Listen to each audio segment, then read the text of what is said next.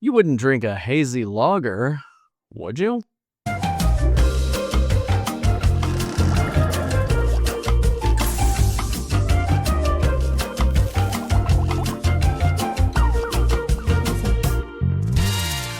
Beer's beer, right? But a lot of us really like to make sure that our beer is clear enough for the style. And a hazy IPA, hey, if it looks like orange juice, who really cares? But we drink with our eyes first. And a lot of beer styles, from light lagers to Irish reds, look a lot tastier when they're crystal clear in the glass. But what leads to a hazy beer? There must be some mechanism that differentiates a crystal clear beer from one that looks like orange juice in the glass. Well, let's take a dive into the causes of haze, and then we'll look at some ways you can remove it. There are three main causes of haze in a beer. The primary one is proteins and polyphenols, stuff that comes directly from the yeast or the grain that is suspended in your brew. The second one is yeast itself. Live active yeast suspended in the brew can also create a significant haze. And lastly, pectin from fruit. Say you're doing a fruited beer like a goza. You're going to get some pectin in there from the fruit, and that can cause a persistent and stubborn haze. So what's the best way of getting haze out of the beer? Well, if you said filtering, you're wrong. While filtering can remove some of the solids in beer and help clarify it a little bit, a lot of times filtering on the home scale is just not going to work. Either the stuff's going to pass through the filter or it's going to clog the filter, and essentially it's going to be kind of a waste of time for you. What we like to use on the homebrew scale are fining agents.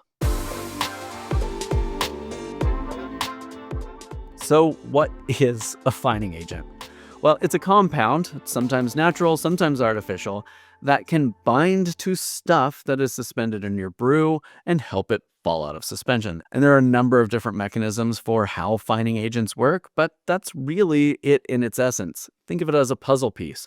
You've got your protein floating around in your brew, and then your fining agent comes in and locks into it, and that becomes heavy enough that it can flow to the bottom. It's as simple as that. And there are fining agents you can use at various times throughout the brewing process, whether it's actually on brew day while brewing your beer, or in primary fermentation, or in secondary after it's been transferred over post-fermentation. The most popular fining agent for brew day is Irish moss, and it comes in actual packets of Irish moss, or you can get it as Whirlfloc tablets, which are a little pre-measured dose of Irish moss. And you just throw it in, it helps proteins coagulate during the boil, and those drop to the bottom before you transfer your beer off for primary. Now, for beer in primary, this is not common, but you can use bentonite as a fining agent. It's much more common in mead making and wine making to put bentonite in primary, but it serves the same function in beer. It grabs onto bigger molecules and helps pull them to the bottom of your fermentation vessel. Now, in secondary is where you can get really creative with fining agents. And a lot of folks, we just use cold crashing to clarify beer. And using that natural process of putting the yeast into its hibernation, and as they fall out of suspension, they bring stuff with them, and then you can rack over the cold beer and have a relatively clear beer going into secondary. But combining fining agents with cold crashing is the big win. And there are three that are commonly used on the homebrew scale. The most popular in beer by far seems to be gelatin.